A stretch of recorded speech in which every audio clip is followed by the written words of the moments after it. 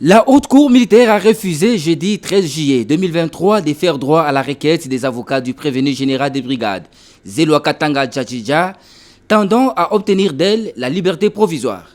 Voici sa position. Elle considère qu'au regard de la gravité des faits mis à charge du prévenu, les moyens tirés notamment de son état civil en tant que père de famille,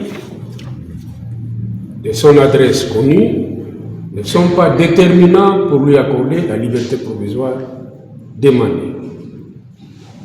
Elle constate en outre que les raisons qui ont justifié sa mise sous mandat d'arrêt et sa mise en détention préventive jusqu'à sa comparution n'ont pas cessé d'exister.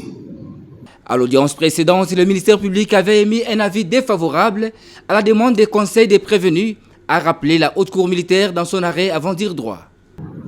Néanmoins, l'inculpé contre qui il existe des indices sérieux de culpabilité peut être mis en état de détention préventive lorsque le fait paraît constituer une infraction et la loi punit d'une peine inférieure à 6 mois de servitude pénale mais supérieure à 7 ans. L'avis de l'organe poursuivant a été soutenu par la Haute Cour militaire. Les prévenus Djadjidja va rester en détention jusqu'au prononcé de l'arrêt définitif. Disant droit, d'irrécevable la demande de mise en liberté provisoire introduite par le prévenu gérant de brigade Zelwa Katanga Djadjidja, mais la déclare non fondée.